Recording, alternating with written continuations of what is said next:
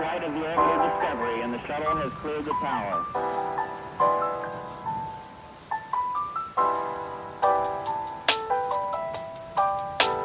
Discovery's core computers now have primary control of critical vehicle functions.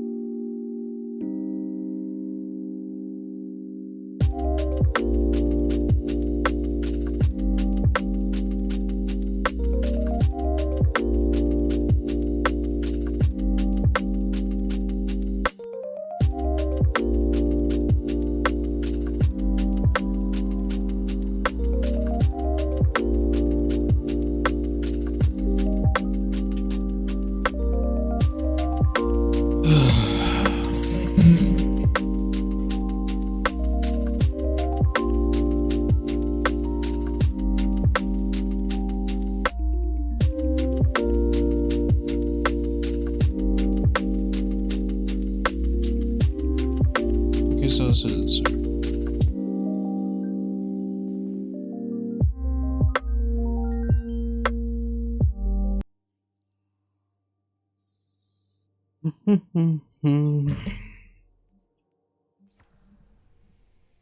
This up a little bit.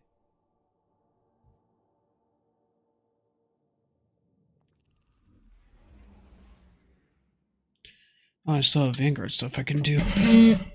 Fuck it.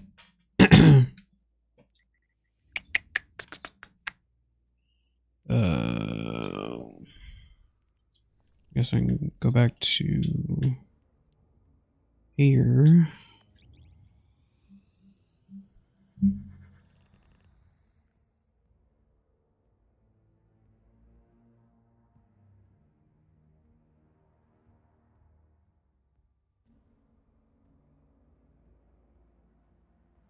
Man,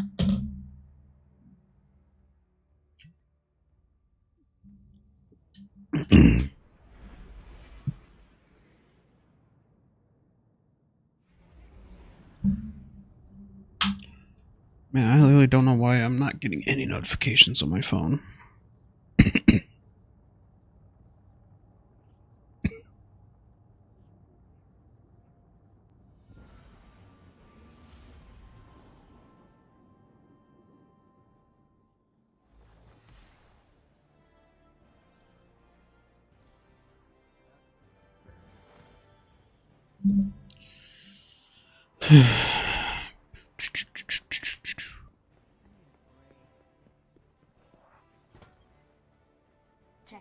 Checking.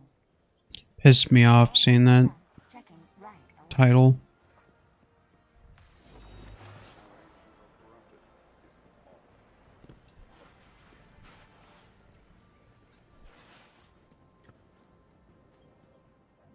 Hello, Guardian.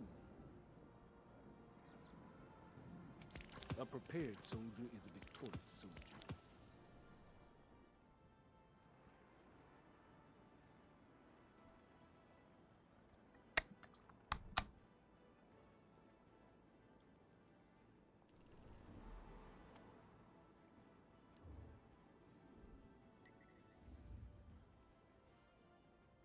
Absolutely not.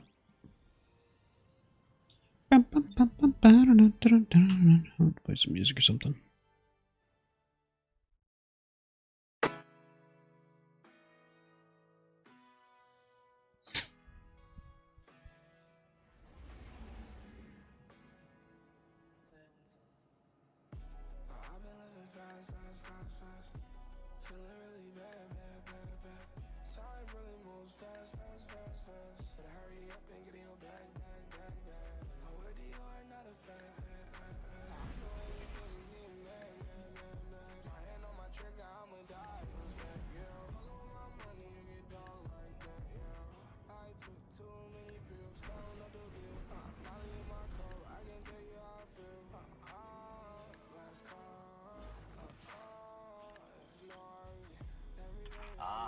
Guardian, Ghost, lovely to see you at my doorstep again. Gadrin, We have a taken infestation I very much appreciate your help with. how bad is this infestation? You'll see soon enough.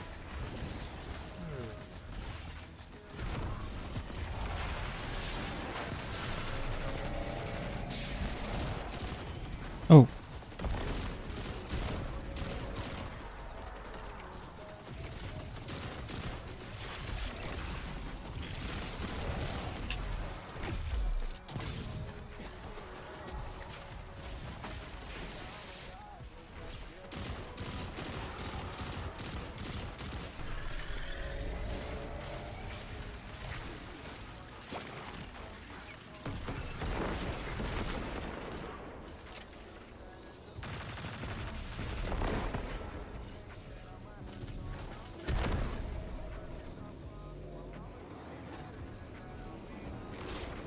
That's a lot of blight. It certainly is.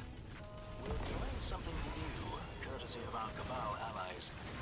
Using parametrics? Precisely. Protect that device and clear out the blight. And how much has this been tested? It's being tested right now. By you. Of course.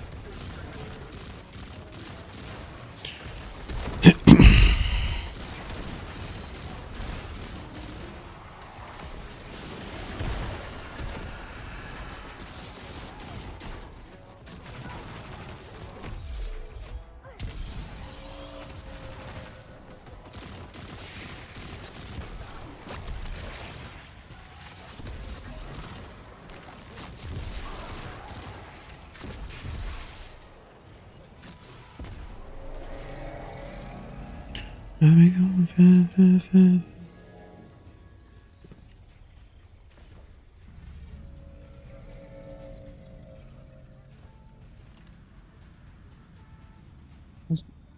Give a fuck about the song.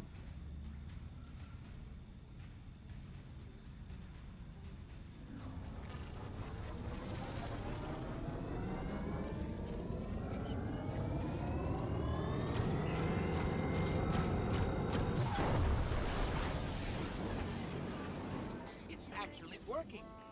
See? Nothing to worry about.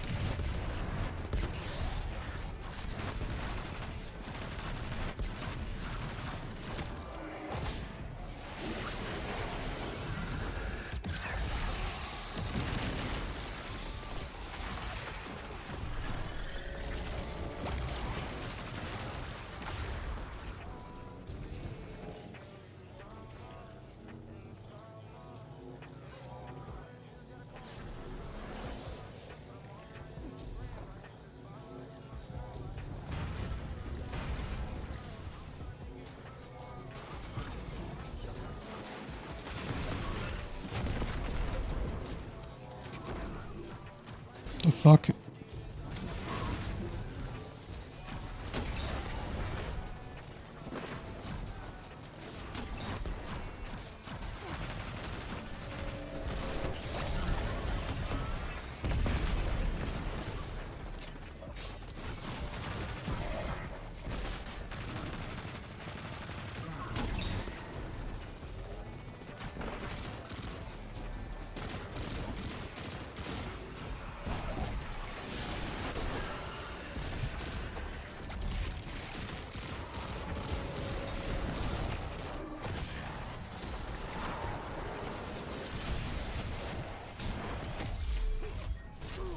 Oh, God.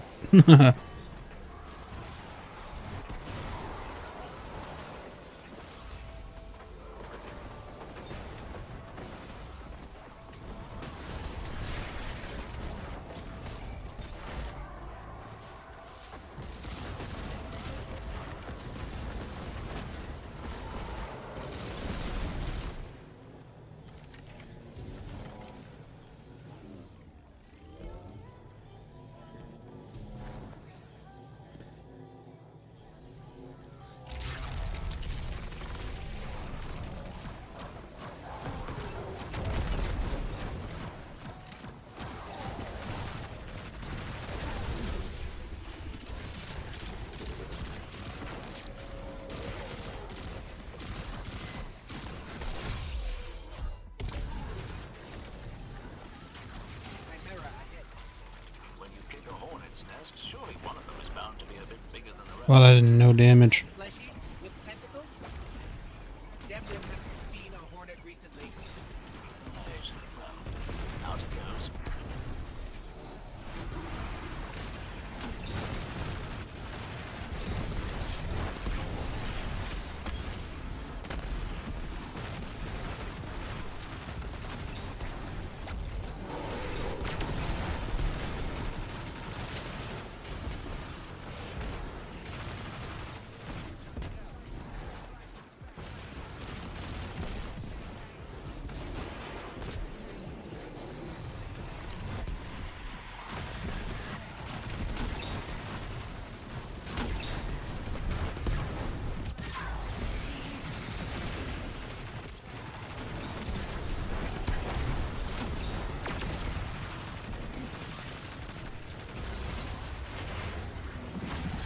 Ugh.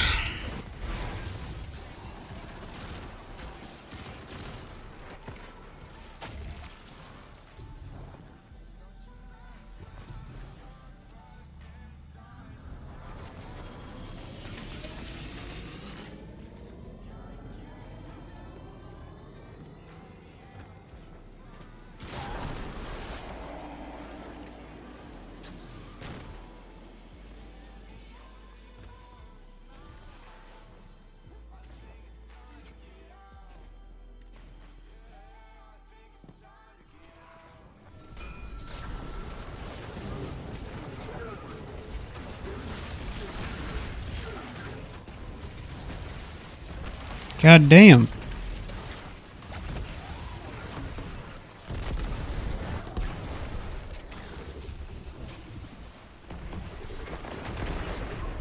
Can't see anything.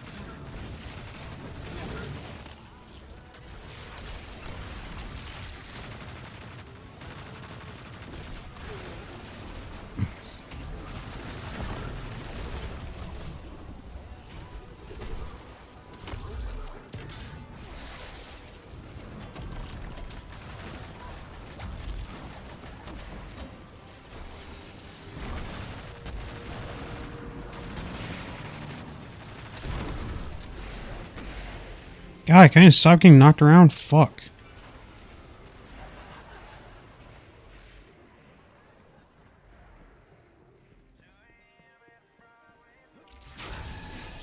Oh shit, I forgot about this.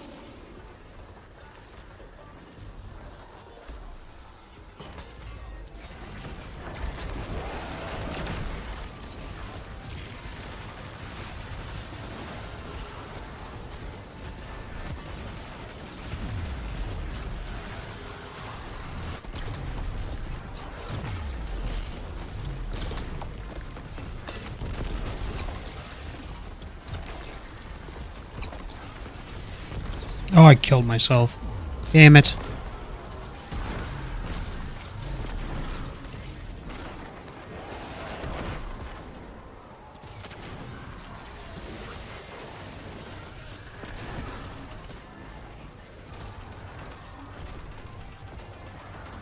Fucking tethered, can't do anything.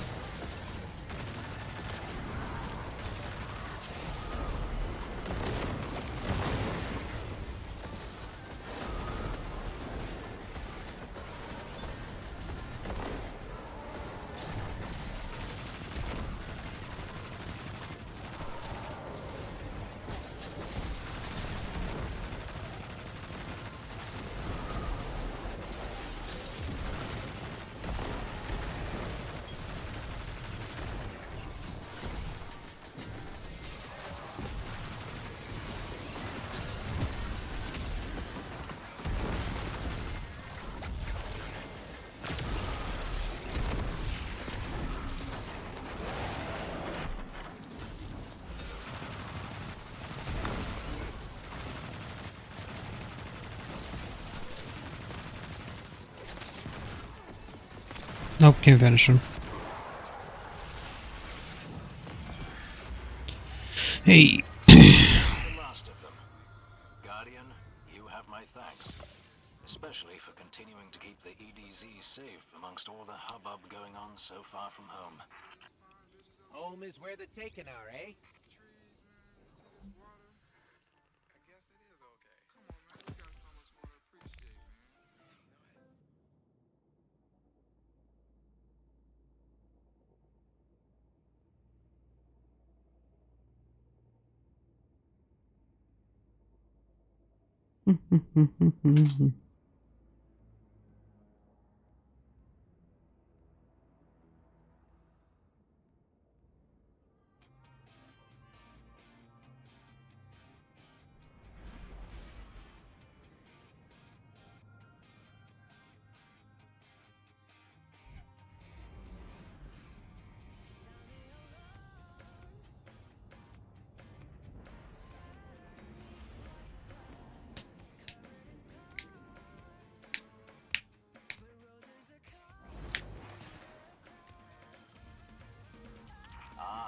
Guardian, Ghost, lovely to see you at my doorstep again.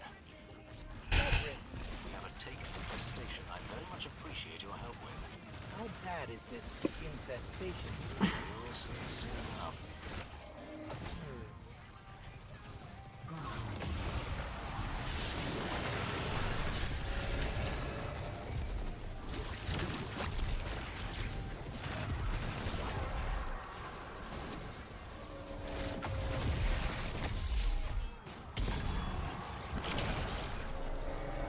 I just switch back to solar. At least for now.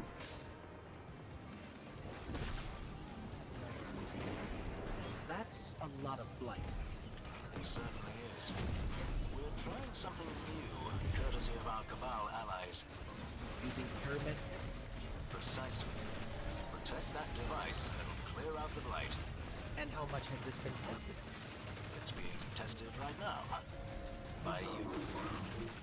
Of course.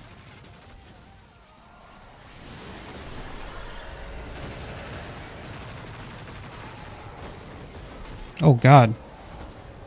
Rip me.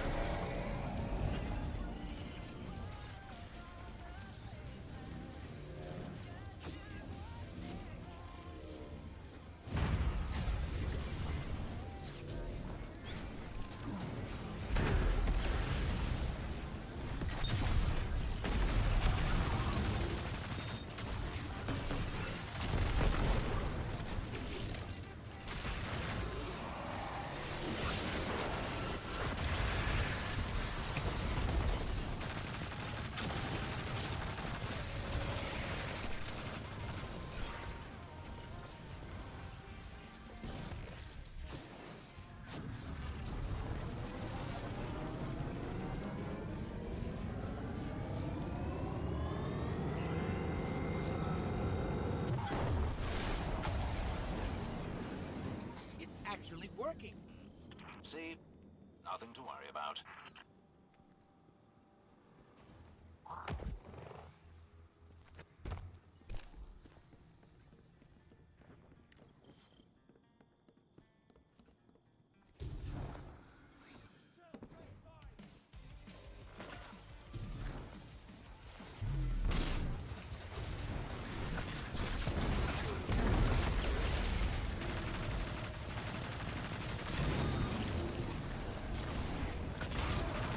You should go Void. Hmm.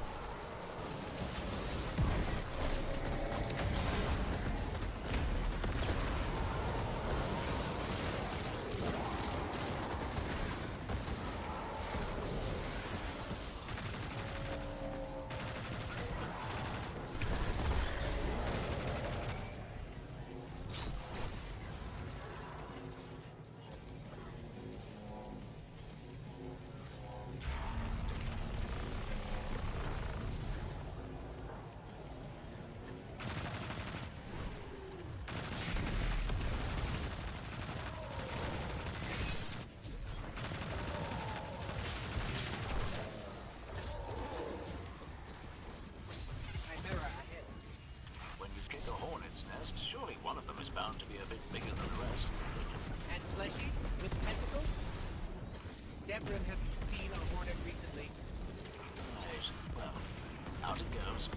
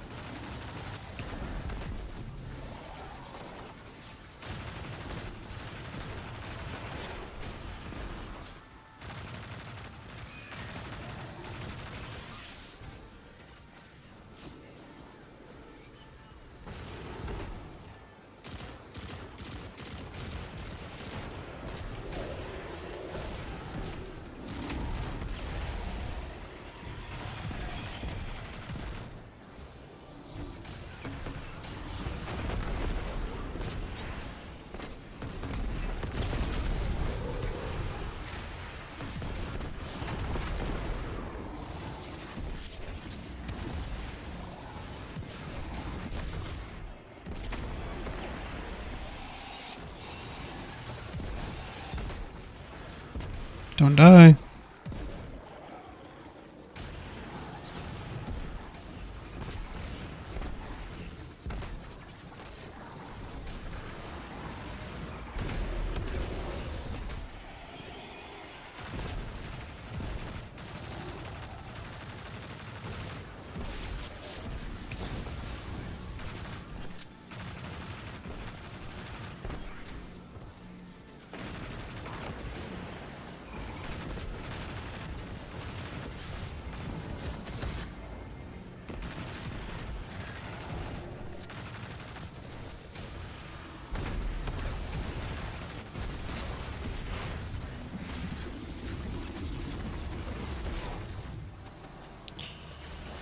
Okay, guess we're two-manning this.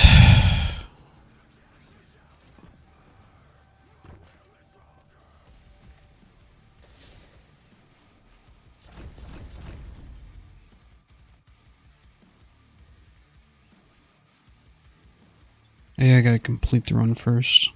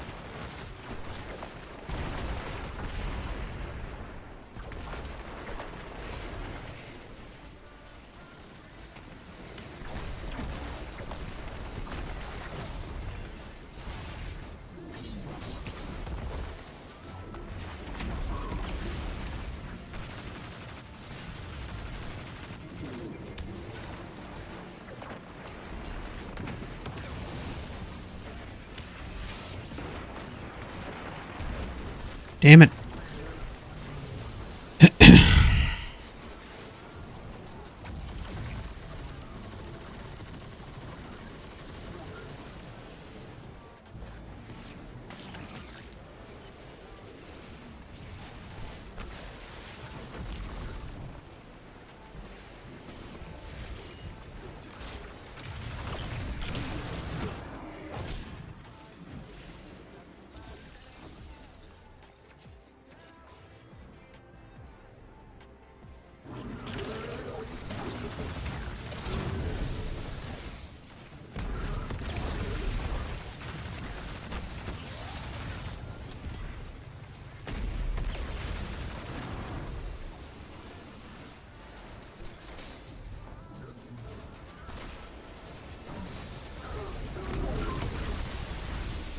Ouch.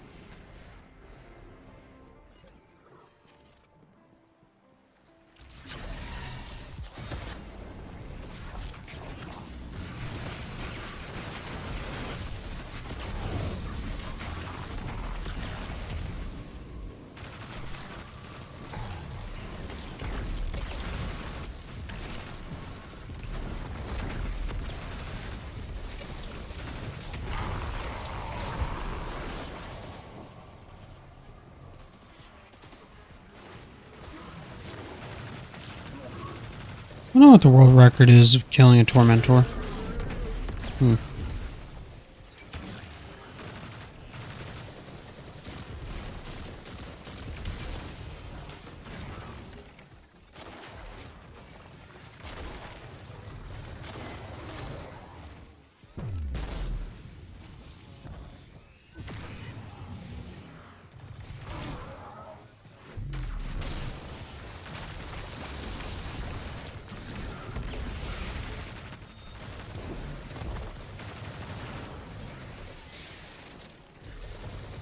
God, no one dropped heavy ammo? Seriously?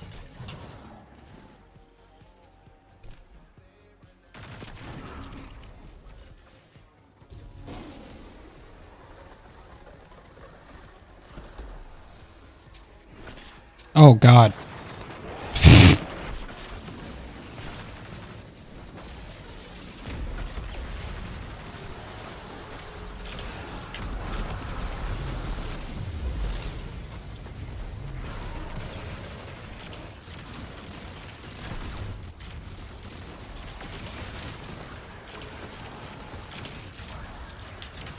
Missed my grenade. That one grenade fucked me.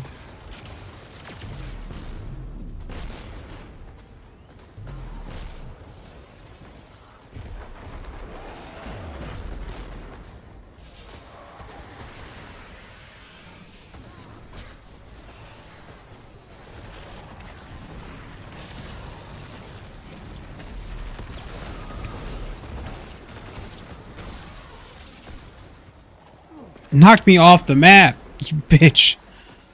Don't die.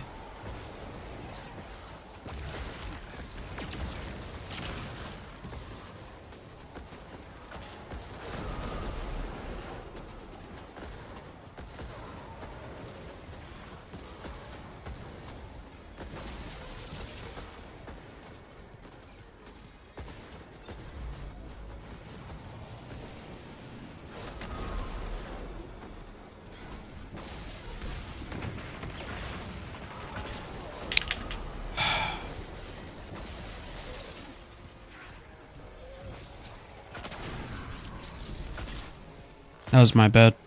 Because of fall damage. You... Give me well. Give me well.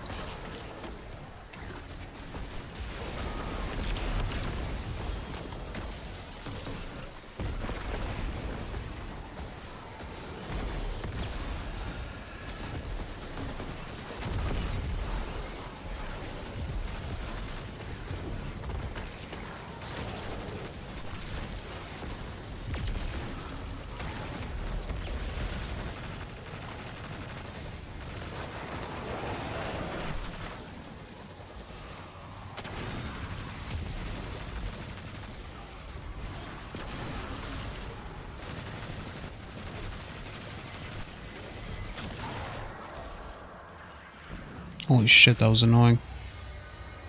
And that's the last of them. Guardian, you have my thanks. Especially for continuing to keep the EDZ safe amongst all the hubbub going on so far from home. Oh, I did pretty well. Never mind. Home is where the taken are, eh?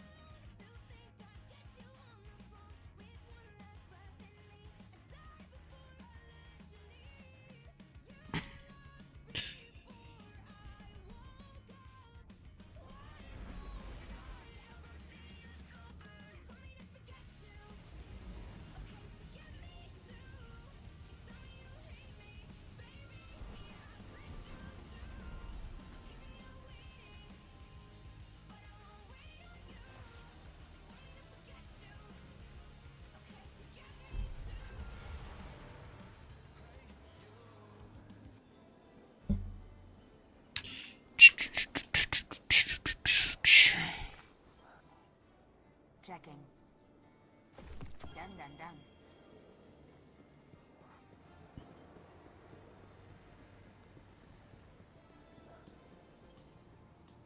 Let's begin. Make good use of it.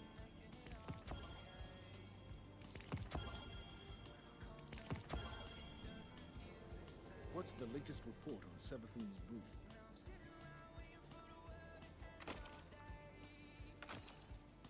Why is intellect such a thing with warlocks? It's so weird.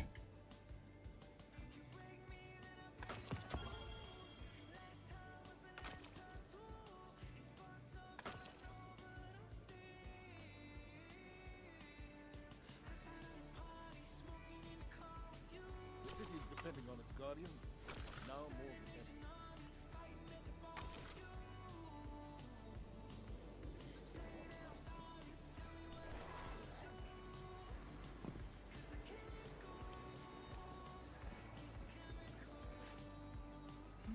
What cipher is this?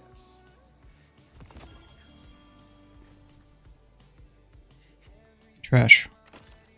It's good to see you alive, Guardian. I was wondering.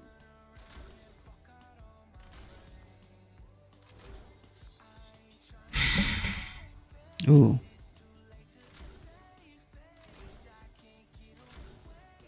I'm in a center shard. Your return honors me, Guardian.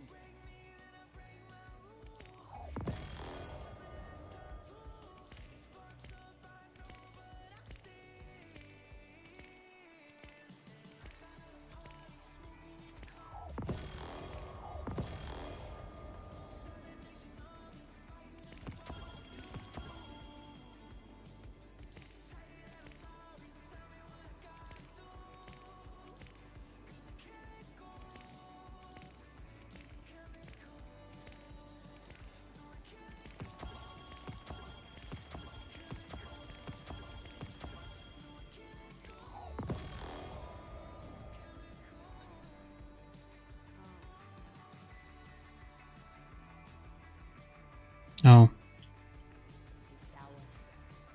Perhaps a barter is warranted.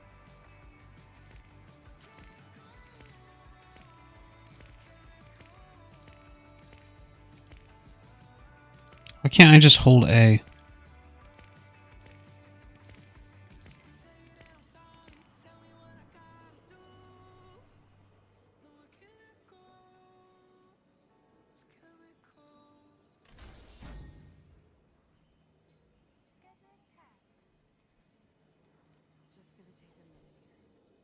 Maria, Carlos, help me through this.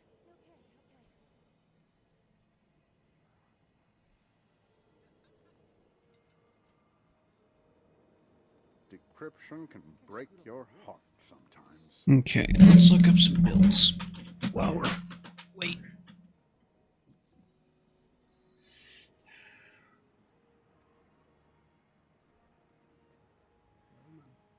My beard. I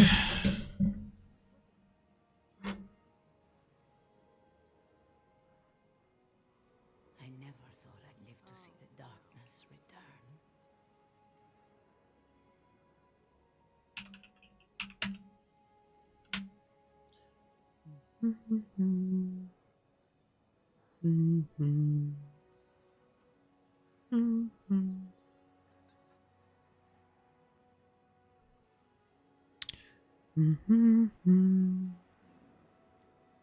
Guardian, what puzzles do you bear? I mean, I guess this will work. Sure. This tower certainly smells different than the old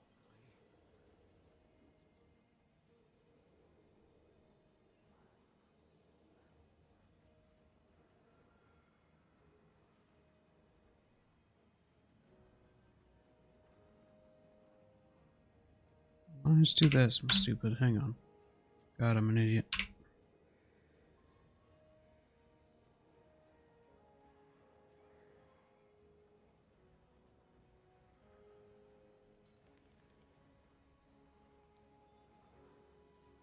I still can't believe this is home.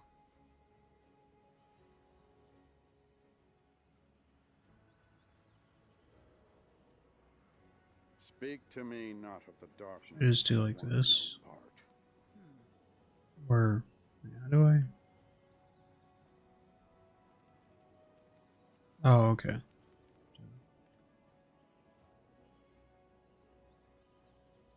I never thought I'd live to see the darkness return. Oh, whoops.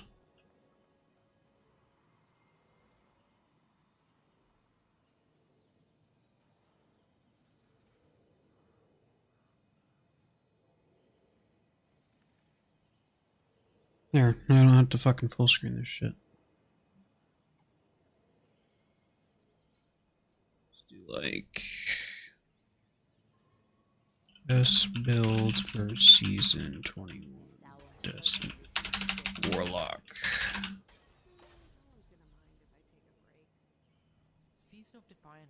Coming to an end, and Lightfall has brought us some incredible builds with this season, with the introduction to the new Darkness subclass Strand, as well as the new build crafting 2.0 system with new and updated mods, new subclass fragments, and a load of buffs towards exotic armor. So in this video we're going to break down what I believe are the top 3 builds from this season, season 20, that you should have pre-made ready for next season, for season 21, or Season of the Deep. And these builds are optimized for usage next season, with some of the buffs and nerfs coming along. So of course, our number 1 build would usually be the Starfire Fusion build, but with its nerf coming, this will no longer be in our top 3. All individual builds will be linked if you want to use them for the remainder of this season, so you can find them below with dim links, or in the top right card section of the video. Now as this is our top 3, I will showcase the build's full potential in their current state as of season 20, but with a few slight changes as I mentioned, so that they can be optimized for usage next season. By this I mean they won't heavily rely on specific artifact perks from each seasonal artifact, so any perks you do get next season will only make these builds much better and stronger. So guys, sit back and relax, be sure to leave a thumbs up to show your support, and consider subscribing because you're awesome. And now let's begin our top 3. Roll the intro.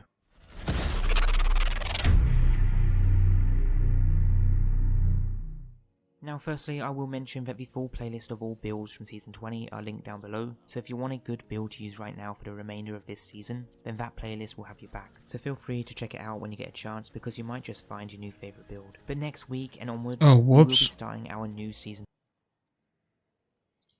God damn it.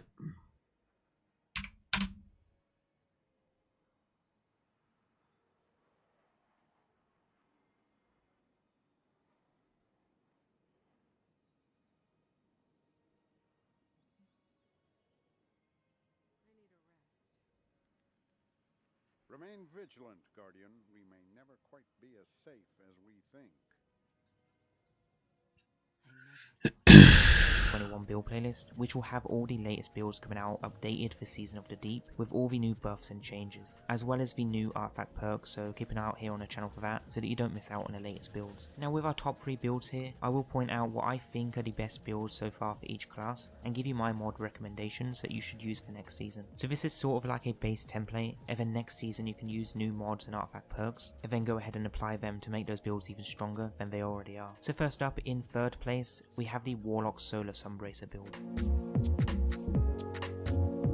Now before the news came out about Starfire being nerfed, that build would have originally taken the 1st place in our top 3, but because of that, the 2nd next best build in my opinion is the Sunbracer's Solar build. So with this build, you're going to take the Solar subclass on the Warlock to a whole new level. You're going to get unlimited grenades, and when I say unlimited, I mean literally infinite grenades, assuming you're using the build the way it's supposed to be used, and this build is just so good that you can just light up everything. It's probably the most effective ad clearing build in the game, due to its infinite solar grenades that are buffed from multiple sources, and not only that, with this build you're also going to get ×2 restoration, which just makes you pretty much unkillable, and you're also going to get faster supers and generate a ton of orbs too. And the best part about this build is that it doesn't rely on seasonal artifact perks, so you can use this in every season and any season that you want to, and this build can only get That's better ridiculous. with potential artifact perks next season and the season after that. So a quick example of how this build works is you'll first use your solar melee ability to get a kill, which will trigger these Sunbracers. You then consume the first grenade to get the heat rises, and ideally Phoenix dive to the ground so you can get restoration ×2. Then from here you'll just go around spamming grenades infinitely while in the air, which will give you your melee back, get another kill, and then repeat. This build is ideal for solo play when you're not with a team, because sometimes it can be inconsistent, especially if your team are getting the final blows and not you with your melee ability. otherwise it's a pretty good build anyway, and it's really effective for ag clearing. So to set this one up, and there will be dim links down below for all builds too, is you'll first want to use the Sunbrazer's exotic arms. This will increase the duration of solo grenades, and solo melee kills will grant unlimited grenades for a short time, so you will want to throw on these solo grenades in the subclass to make that work. Then we'll be using the Well of Radiance super, but you can use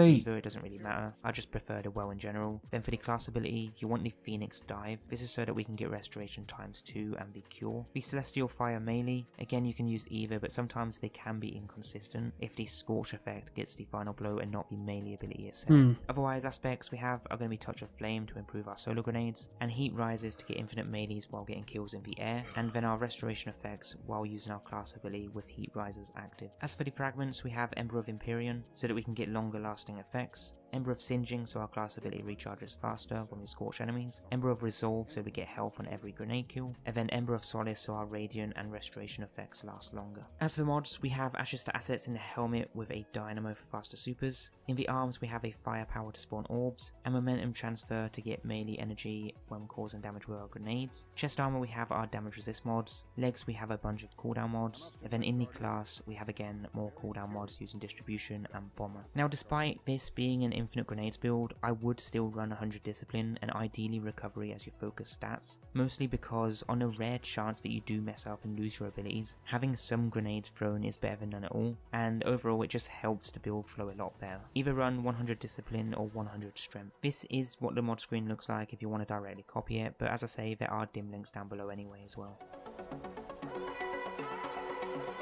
Now in second place we have our Infinite Suspend Titan Strand build, and boy does this suspend everything. With this build you're going to be running around dominating the field with strand abilities. You're going to suspend everything. How about making it Titan?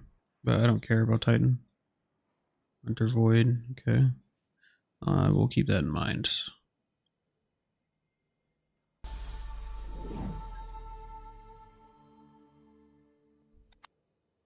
I need to start looking into these YouTubers.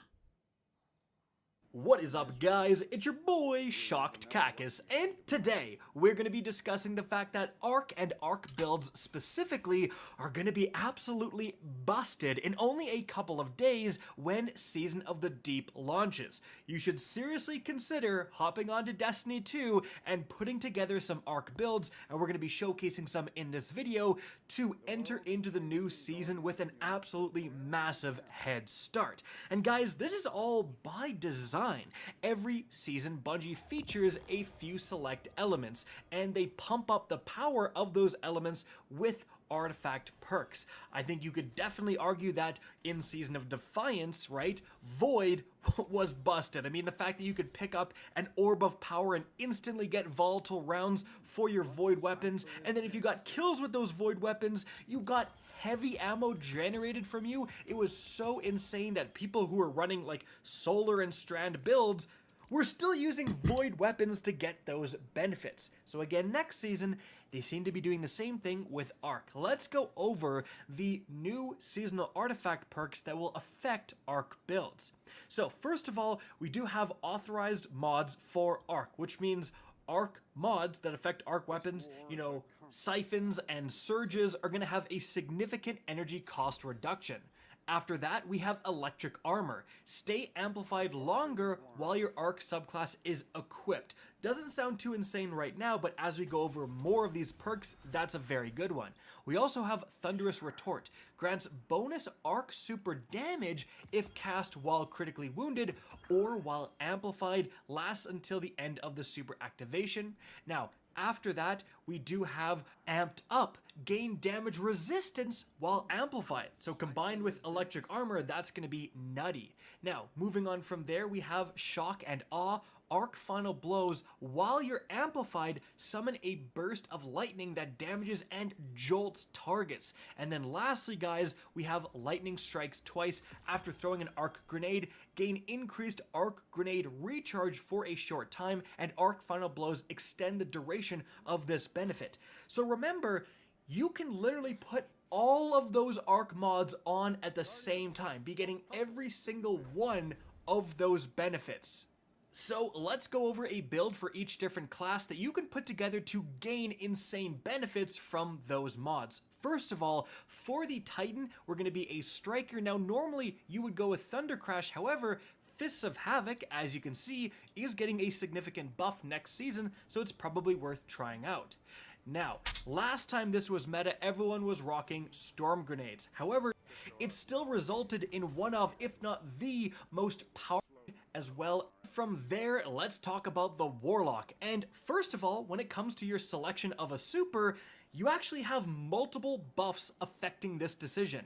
Storm Trance, as you can see, is getting a pretty significant buff, but Chaos Reach is also getting a pretty significant buff. Damn. So it's really up to you. I'm going with Storm Trance for synergies that you'll see in a sec. Now after that, I've got Electrostatic Mind as well as Arc Soul as my aspects, and the fragments are Spark of Resistance, Spark of Shock, Spark of Discharge, and Spark of Magnitude. You don't have to follow these to the T, they're just initial suggestions. And I'm pairing that with the Crown of Tempests. Now, Xur actually sold an absolutely juiced 70 stat Crown of Tempests, right? Like, I definitely made a video on that, so I'm sure a lot of you guys actually do have that, so it's a great starting point for a build. However, if you read the exotic perk, Arc Ability or Jolt Final Blows increase the recharge rate of your arc abilities and extend the duration of Storm Trance, which is why we're using Storm Trance. So, Jolt Final Blows. Remember, there's a seasonal artifact perk that will cause arc weapon kills to just jolt targets. That's going to be absolutely insane. Like right now, you'd use something with Volt Shot like this Aikilos to trigger that synergy. But potentially next season, if you're relying on that seasonal artifact perk to jolt everything, you could use a completely different, arc weapon and really benefit from that with the Crown of Tempests. Now, that's going to result in you having an insane amount of arc abilities at your disposal, which obviously has just even more insane synergies. This is going to allow you to spam your melee, your grenade, your class ability, which remember benefits from Arc Soul that got a lot of buffs somewhat recently, and you are really going to be slapping with this build. You're going to have a lot of things activating and recharging all at once just by playing the game. However, guys, last but certainly not least, we have Hunters. And for this one, we're going a little... Oh, wait, I wanted to watch this. Hang on. Hey everyone, this is just a quick reminder that I stream Tuesdays, Wednesdays, and Fridays at twitch.tv/Dado, and that you can catch all of my stream content over at youtube.com/DadoStreamsDestiny. The link is in the description. Season 20 recap. Here we go. Story first. You know the drill. I know it seems like forever ago, but the story was wrapped up on March 28th. Lightfall dropped on February 28th, so it's basically been 2 months, minus the finale mission. Seems like forever ago, but yeah, here we go. The Season 20 story was an extension of the events of Lightfall, with the main focus on Amanda Holliday, considering, we got a nice cutscene about her backstory in week 3. Devrim, Misrax, Crow, and Mara are also major players in the story events of the season. Many citizens have been getting captured by the Shadow Legion, and it has been our job pretty much all season to go save them, while slowly pushing the Shadow Legion out of the EDZ.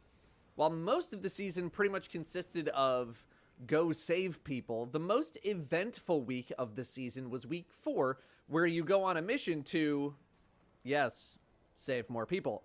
Aramis makes an appearance saying that if the team continues with the current rescue mission that they are on, that they will die. Aramis appeared in a week 3 radio message talking with Misrax about the continued issues they are having in their leadership roles and how to handle them, etc., etc.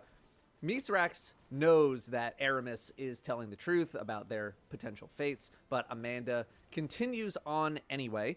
The Guardians succeed in dispatching of the major threats, but as Amanda enters a room to help free some prisoners, the entire base goes into lockdown. She is successful in helping Misrax escape, but as a result, dies in an explosion, which is the trap that Aramis was foreshadowing. The final week of the story features more dialogue from the remaining characters, and the true finale is where we infiltrate the Shadow Legion prisoner ship and take it out once and for all.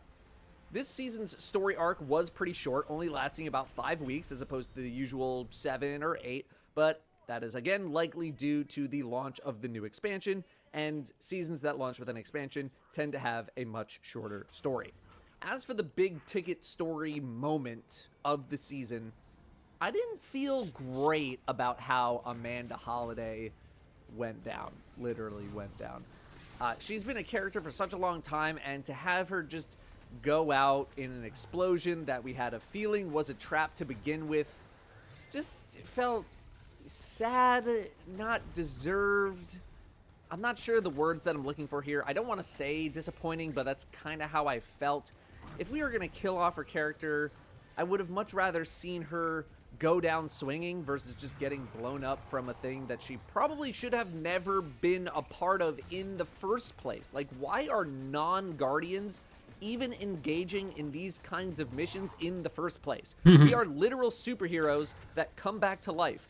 Why is non-Guardian life being risked like this? I get that she wants to be in the field and all that, so, you know, maybe it's just kind of an inevitability, but still, like, I don't know. The Crow's response to her death was really only felt in a radio message. He only says a few words about it, but that was the most impactful stuff he said about Amanda. Otherwise, if you didn't listen to the radio messages, it almost felt like he shrugged it off, especially considering his demeanor in the finale mission where you go blow up the Shadow Legion's main ship. Feels like Zavala felt more grief for Amanda's death than any other character, although his lines feel like they hit extra brutally hard because Lance Reddick, the voice of Zavala, died 3 weeks into the start of Season 20, with his major appearances being close to or after his death. At the time, there was a lot of conversation about having the Traveler resurrect Amanda Holiday and all that kind of stuff, but I just feel like that would cheapen her death, not to mention that we've already had a story arc based on that exact thing happening with Aldrin and now the Yeah, this isn't a Marvel movie. We don't need resurrections. Crow. We've been through the whole this person is a completely new person and deals with their unknown past thing, and arguably in a much more interesting way. Amanda coming back would just be a rehash of it, but maybe without the theatrics of dealing with being a person that used to be bad in their old life. I think that's really all I have to say. I would have liked to... Hang on, what is happening here?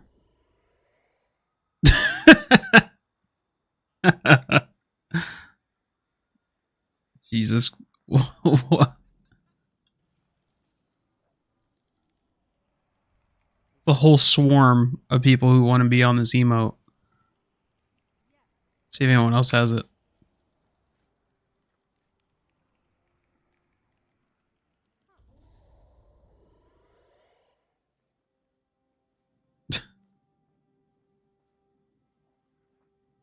Right. Amanda's death to been a bit more, I don't know, grandiose. Although in retrospect, I don't know if that really fits her character.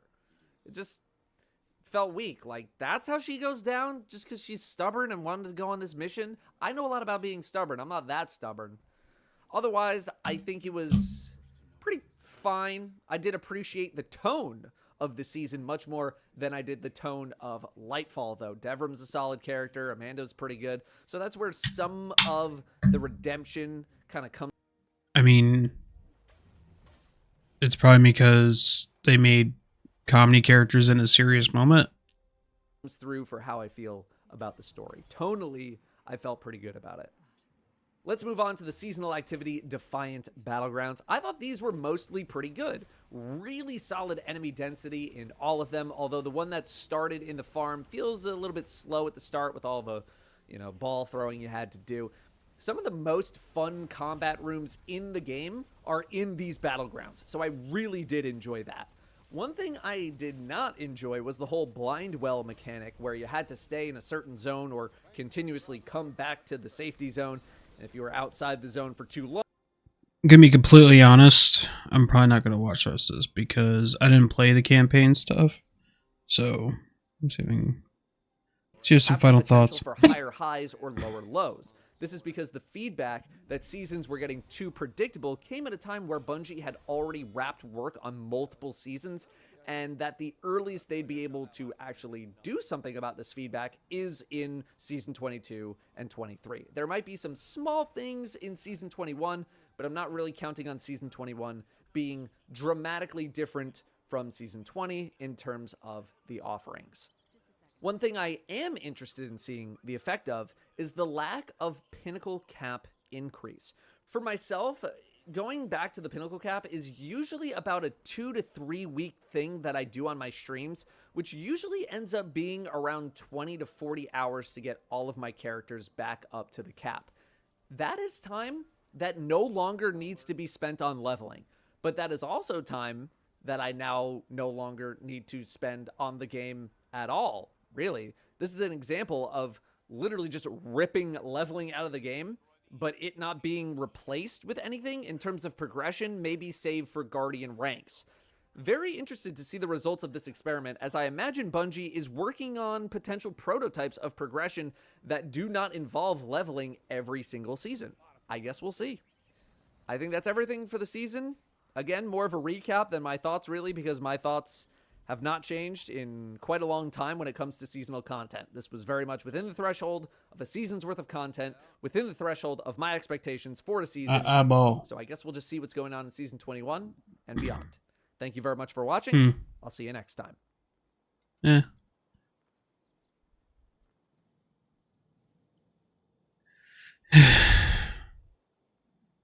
Yeah, I'll be right back.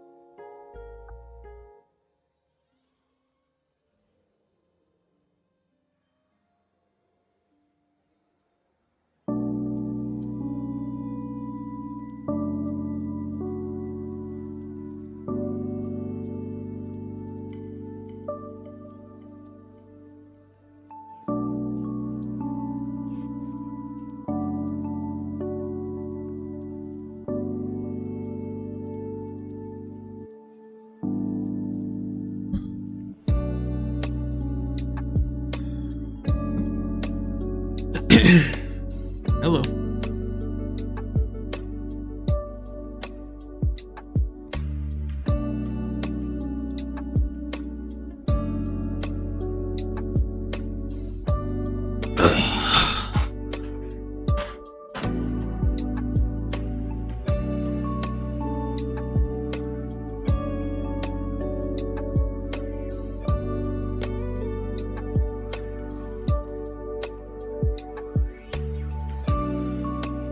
Guys, I want to watch more videos on different builds.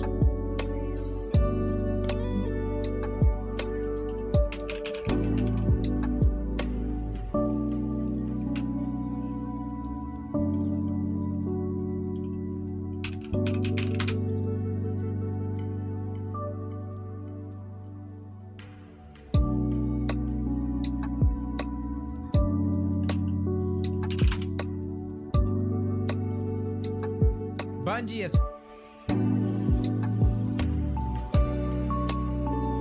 finally revealed the upcoming exotic armor changes for Season 21. Now it should be noted that there has been word floating around of exotic weapon changes hitting the sandbox next season as well. They have not been announced, but we have taken those into This is a Bungie restroom. these builds. Hopefully, those get revealed by Bungie soon, but until then, we've actually put together some preliminary builds that we believe will be meta, or at the very least, worth checking out next season. We'll have videos for each class, and today's lineup is Warlock. Again, there will be links to all these builds in the description description below. So without further ado, let's get started. Starting with Vesper of Radius. Guys, Bungie is making a change, and it's a massive change here to Vesper, where the Rift emits an arc shockwave every 5 seconds, and that deals tons of damage. 200 in PvE and 70 inside of PvP. Think of it as like kinetic tremors, but it's arc. Now, enemies defeated by these shockwaves explode for an additional 100% damage, and if you have an arc subclass equipped, you're also able to blind nearby enemies. It'll still keep its original benefits, where its Rift recharging will be faster when surrounded by enemies. Now for PvP, we can blind enemies and deal 70 damage to a target. Now currently, Vesper actually does 100 damage in PvP, which allows you to easily follow up with the melee afterward to secure that kill. Next season, this will not be possible, as you're only going to be getting somewhere around 170 total damage. Sure, the Rift will emit shockwaves every 5 seconds, but that won't make much of a difference in most engagements. So objectively, this is a nerf in PvP. You'll be better off following up with like a weapon instead to secure the kill, especially because Vesper Radius deals significant knockback. Now the enemy will be disoriented and blinded, so it's not like it's going to be difficult to get the kill. Granted, there are multiple times where I've blinded people in PvP and I still get killed by them, right? Melees for the win. Now Frost Pulse already doesn't synergize well with Vesper Radius because it doesn't trigger enemy shatter in PvP. I know I talked about that the other day. We're going to try it out after it goes live. It would be extremely unfortunate if that is not the case next season. Needless to say, Vesper may not be the choice for PvP, but for PvE, this is where we're going to start seeing it really open up. After the rework, you're finally going to start seeing some synergy here. Most notably, Vesper's ability to blind targets with your Rift, which will perfectly synergize with electrostatic mines generating ionic traces on kills. Now, the Frost Pulse combo should still operate the same in PvE, so I don't see really any future where this dramatically shifts the current playstyle. And in our opinion, the Arc version of this build will 1000% be the stronger play. Now, this is the build card here. Again, we'll have a dim link to this as well. Keep in mind, this build is subject to change once Season 21 actually launches. But this is very similar to our Soul Runner build from last season. Essentially, we build into our Rift regeneration, so we constantly have Arc Soul. We're also able to generate a ton of Ionic Traces with all of our fragments, and then create Orbs of Power with our Arc Weapon Final Blows. Now with Vesper, Flashbang Grenade, and Spark of Brilliance together, we'll be blinding tons of ads. And with Spark of Instinct and Emergency Reinforcement, we'll be able to jolt and blind targets with our Rift and simultaneously stay alive. Now other mods I want to incorporate into this build next season include Powerful Attraction, which collects nearby Orbs of Power when you use your class ability. That's going to be a new one, and it's going to be beautiful here, considering you're going to be popping your class ability amongst a group of ads constantly, as well as elemental charges, where subclass objects have an escalating chance of granting an armor charge. Both of these could be S tier with this build. Ultimately though, we'll have to just wait and see, but expect us to revisit this build next season,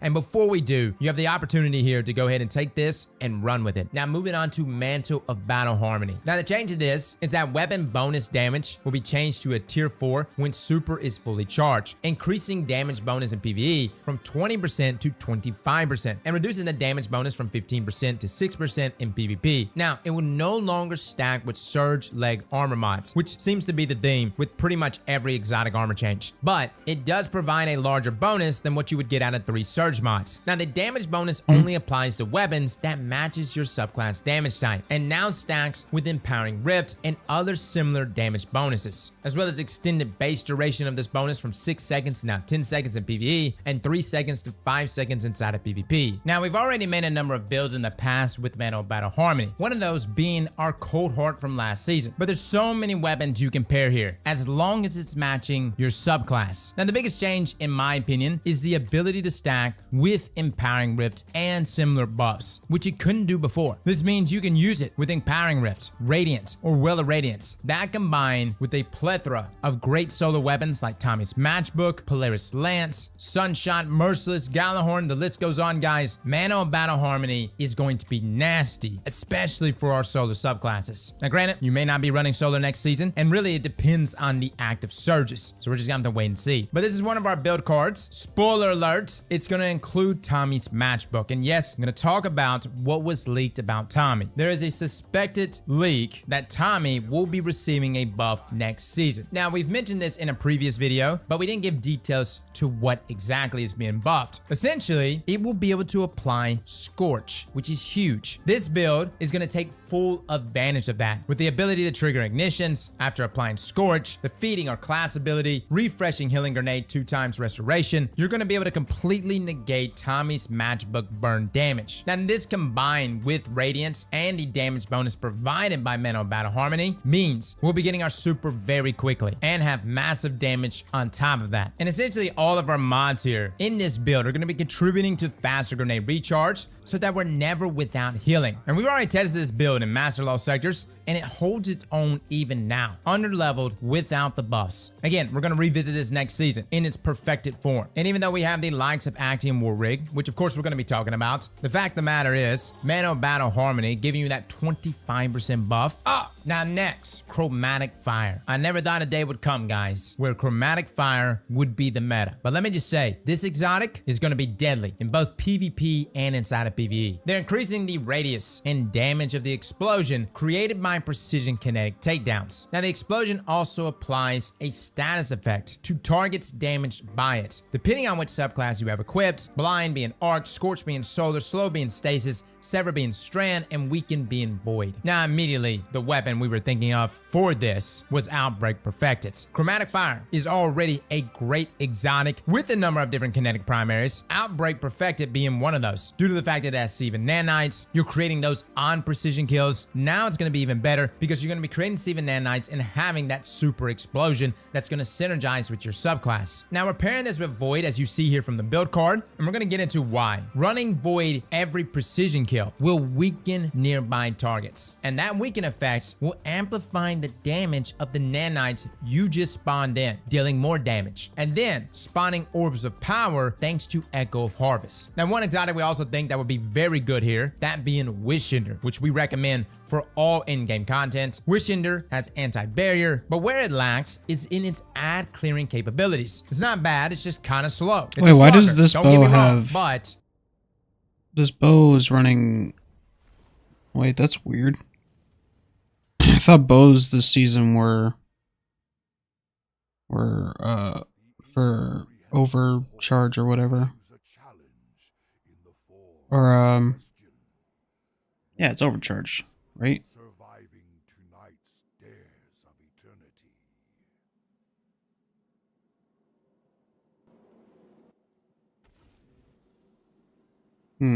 Weird. when it comes to just clearing trash ads, it's not the best, which is where Chromatic Fire comes in. Now you've got a weapon that's gonna be pumping high damage, pretty much guaranteeing precision kills every single time, and then doing massive explosions. Now there is some questions. Will Wishender, which has anti-barrier capability,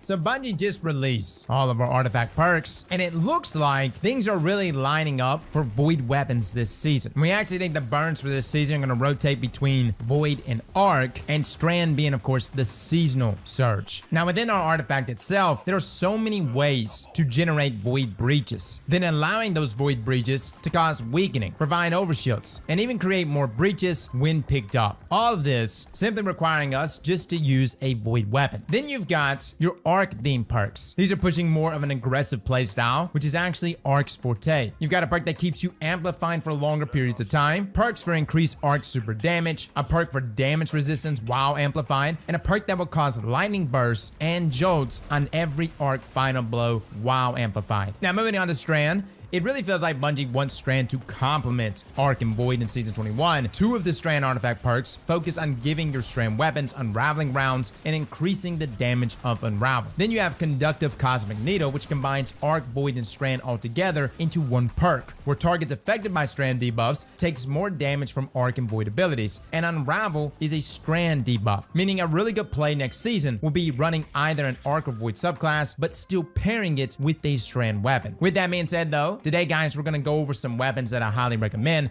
Again, this is a quick list, but essentially weapons we're going to be using immediately at launch. Starting with Quicksilver Storm. Guys, this should be a no-brainer. Now, honestly, anything Strand is going to be able to gain unraveling rounds next season via an orb if you have the right stuff equipped. But Quicksilver is already cooking, and it's going to get even hotter when you can pick up an orb to gain Woven Mail with Threat of Warding. And then getting Woven Mail will grant your Strand weapons unraveling rounds thanks to Strand Soldier. Then you add in things like improved unraveling for even more damage. Currently, any strand weapon can get unraveling rounds with threat of propagation. All it requires is a melee kill. But next season, all you need is an orb. You won't even need to use an ability. On top of that, we have anti-barrier auto rifles, which means you can use this beast against champions as well. And we've showcased Quicksilver Storm even in Grandmaster content, and it's crazy how much damage this auto rifle / grenade launcher hybrid can put out. Now, any strand weapon is going to be able to output more damage next season when combined with unraveling rounds and of course strand surge. So things like Taraxibus, Round Robin, Volta Bracket, Rufus Fury, Perpetualus, Immortal, Synchronic Roulette, Michael's Reverence, Carax's Distress, Circular Logic, and Final Warning. All of these weapons are going to benefit greatly. And despite some people thinking strand is going to be on its way out this coming season and it's going to be much weaker, we believe that is not the case. Now, another weapon to consider is Cloud Strike. And this sniper is already really good at raining down lightning and encapsulating the entire Arc subclass fantasy. But now we're going to have 10% more damage, as well as the reserve and recoil buff that already went out this past season. We did some damage tests on it, guys, and Cloud Strike puts out. And then the Shock and All artifact perk, where final blows, while you are amplified, summon a burst of lightning that damages and jolts targets. Now, this burst of lightning on top of the lightning bolt that you already trigger on precision kills, on top of the lightning storm you cause when you get rapid precision hits, that's insane. Sounds like we're literally getting OG storm grenades back, but in sniper rifle form. There's going to be a play to be made here, guys, with Cloud Strike literally clearing out an entire room. Now, next on the list, we have Legend of Acrius. Now, we already mentioned Legend of Acrius a few times this past week, but this heavy shotgun is going to be sitting comfortably in players' hands in Season 21 and beyond. Not only does this thing already deal some beefy damage and, of course, over-penetrates targets, but it's getting some buffs to it as well. It's getting an increase in total ammo from 12 to 16, as well as increased maximum projectile distance from 9 meters to 12 meters. That way you don't have to be as close to enemies anymore. Add on things like Shock and Awe for that lightning burst and jolt damage, and you've got a close and personal shock blast. We mentioned this already, but we're going to be pairing this with no backup plans immediately on Tuesday. I want to see how this synergizes. And keep in mind, Legend of Acrius, with its catalyst, you have Trench Barrel, so you're able to amplify that damage even more. Chris Proctor also hinted at a future season coming up that will feature Shotgun Champion mods, and that Acrius is going to be insanely powerful versus champions. Now, next on the list, we have Grand Overture. Now, I know a lot of people are asking, Cross, what about Thunderlord? Keep in mind, Thunderlord is still a great option. People used it in Root of Nightmares, even on day one. Tag on things like Arc Surge, Shock and Awe for even more lightning. On top of the constant lightning strikes that Thunderlord is already causing, its catalyst is constantly going to be refilling the magazine, despite it getting a slight nerf where it's not going to be actually double procking with Divinity anymore. It also has things like Intrinsic Overload. But when leveling out how much damage machine guns are doing, Grand Overture is the winner. If you can get those volleys, guys, that damage is going to be pumping. You can imagine in Arc Surge environments how quickly you're going to be able to shred bosses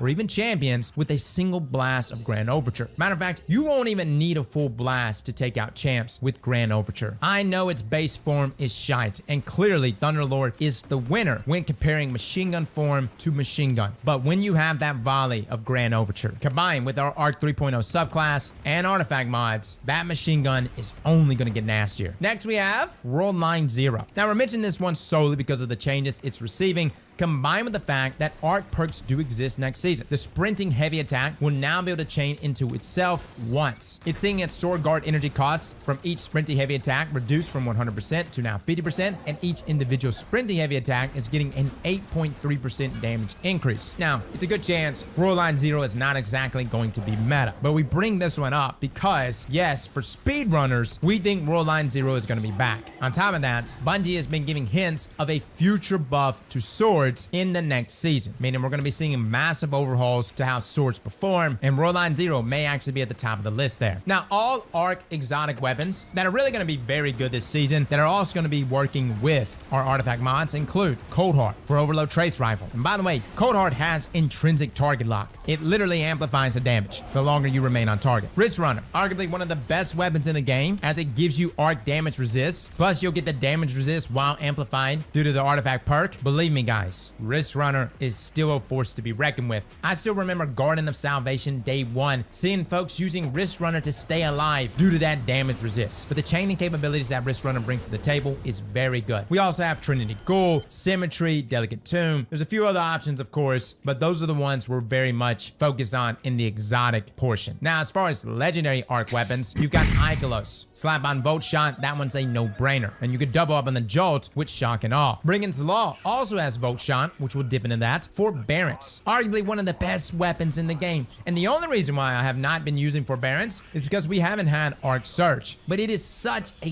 deadly waveframe grenade launcher. Get that chain reaction, as well as Ambitious Assassin, that grenade launcher is going to be putting out. Next we have Albruna. Now I know, no one's really crazy about this sniper. We have to do some testing on it, because Albruna has some interesting perks. First up, it's an arc weapon, so it's going to be dipping into Arc Surge. Secondly, it's a sniper, so it's going to be getting that 10% buff. But finally, the role that I've been trying to get all season, and I have not landed it. I want Firing Line and Explosive Payload. What I want to know, can the PvE increase damage from Explosive Payload stacked with the 20% buff from Firing Line? Yes, you can get that role. No, I do not have it. If you have it, please let me know how it works. Next, we have the new Arc Sniper Rifle from Comp. Now, it's probably going to be PvP focused, just saying. That's normally how these weapons go, but we're still excited to get it nonetheless. We also have Tarnished Metal, probably a weapon you guys have not even heard of. I personally don't even have it crafted, as terrible as it is. But this is a lightweight Arc Scout rifle with things like Volt Shot present on it. And considering we're going to have Overload Scouts, this is going to be very good. We also have Wendigo for when we have overcharged grenade launchers, Hothead, which is an obvious one. And if you're like, Cross, I don't have a Hothead, keep in mind, guys, you can legacy focus Hotheads at Zavala. Now, moving on, we have our Void weapons. Now, starting with our exotics, Graviton Lance is looking juice. It's getting the Revision 0 2-round burst mode. It's RPM change as well. What's been interesting is Bungie's been talking about it, not just from a PvE perspective, but also a PvP perspective. We're gonna need to test to see how much this weapon is actually improved. And again, we're gonna have pre and post testing for literally everything sandbox to sandbox, but it is gonna tie in very nicely with our Void artifact perks for Season 21, especially in Void Surge environments. Next, we have Luminarch. Oh, I know, Luminarch is Starfire also on. getting a change here. I'm And an although idiot. it is getting a significant PvP nerf inside of PvE, this bow is gonna be putting out. You've got intrinsic anti-overload. You've got its draw speed moving to a lightweight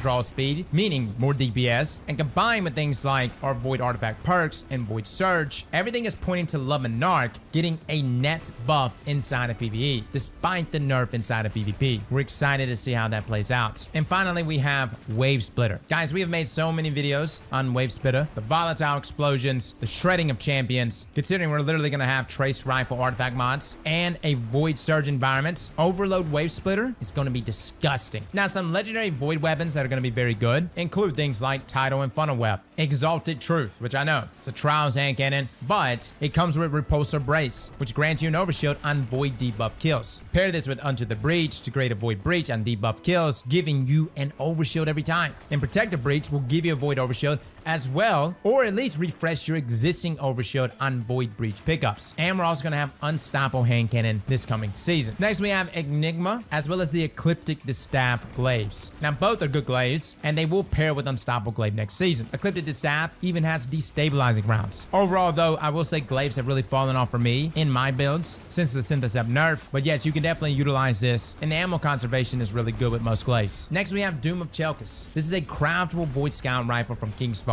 and arguably one of the best scout rifles in the game. You can roll things like Explosive Payload, Firefly, Repulsor Brace, One for All. And even if you don't have the craftable roll or even the adept roll, I've got a Frenzy Explosive Payload roll, and that's one of my favorite scout rifles. Check your vaults, guys. You may have a good one. Next, we have Gnawing Hunger. Now, this is an older auto rifle, but still a solid one. Auto rifles this past season actually got a 25% buff inside of PvE. Next season, it's going to be the perfect time to pull it out, considering we have anti-barrier auto rifle in our artifact. Now, it doesn't have any Void specific perks due to it being an older weapon, but nonetheless, still a very good weapon. Now, finally, we have Braytech Osprey. This is coming back next season, which is a Void high impact rocket launcher and will be adept from Grandmaster Nightfalls. Now, we do not know any perks yet, but we do know there is going to be a new rocket launcher perk coming called Bipod. Chris Proctor said on the Destiny Massive Breakdowns that they recommend Bipod with Reconstruction. Again, though, no confirmation on perks, just purely speculation, but it is interesting that Chris Proctor mentioned that with Braytech Osprey coming back to us. I know this doesn't necessarily help you now, but at least gives you kind of a cherry to chase going into the next season. Now, some other weapons that are looking really juice. Sweet Business. Sweet Business is getting a buff where it now fires an explosive round every 20 shots. Fewer shots while fully spun up. Of course, this is going to pair very nicely with anti-barrier auto rifle. This is also going to be its own version of explosive round, doing more damage than what you would get out of explosive rounds inside of PvE, at least in a 1-to-1 comparison, because you don't get it every single round. Next, we have Tommy's Matchbook. Now, the Catalyst is getting an update where it states that while overheated, sustained fire scorches your target, and every 5 shots will apply 14 plus 7 with Ember of Ashes of scorched stacks. This, of course, is going to pair very nicely with anti-barrier, but its synergy with Solar 3.0 and those constant ignitions means this is going to be a monster. Break out that Actium War Rig, guys. Lay on that trigger. We have a few builds already pre-created here that we're going to be using first thing on Tuesday. And let me just say, Tommy is going to be putting out. And finally, a weapon that I know many... How do you get Tommy's Matchbook? Curious.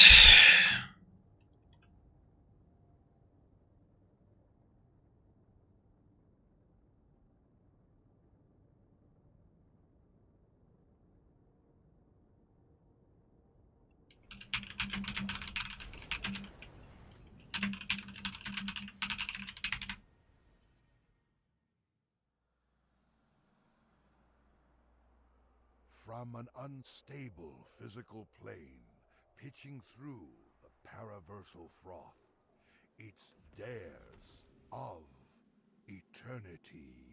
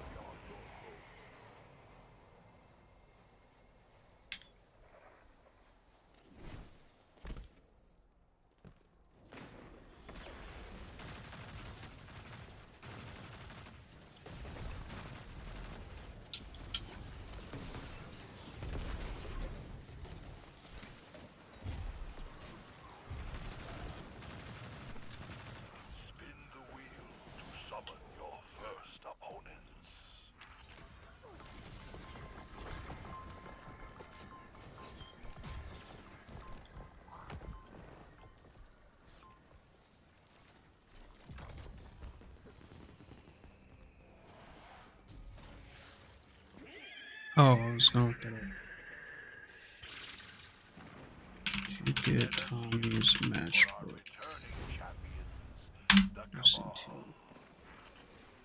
What's up, Guardians? Profane here. Thanks for checking out the video. Today I'm going to be going over the new seasonal exotic weapon for Season of the Worthy, and it's called...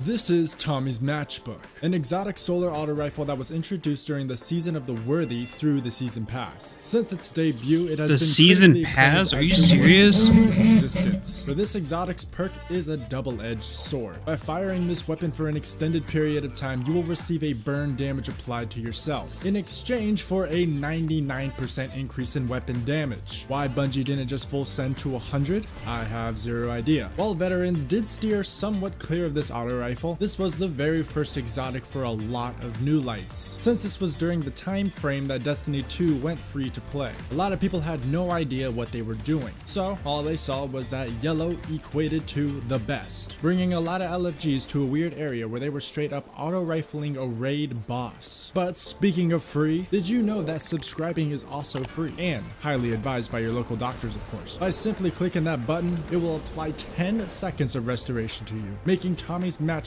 that much better for keeping that health up. Now, with the introduction of the brand new patch notes Bungie has brought to us, making auto rifles receive a 25% increase in base damage. This pairs perfectly with a weapon that can proc its own 99% weapon buff, being able to just shred through ads in any endgame content you wish. And with this weapon being a weapon of the solar variety, this can bring some great synergy with the solar subclass, pairing this weapon's mass destruction with Ember of Empyrean to extend the timer for restoration Restoration, and Radiance. This will help with the idea that the weapon is the bigger enemy than any enemy that is currently on the field. So just throw down that healing grenade for that restoration, and throw that melee with Emperor of Torches on for the Radiance. And now you have all of these buffs applied to annihilate anything in your way. And if you're a Titan, obviously look no further than to slap on the exotic Actium that's War. useless, so can't even use that.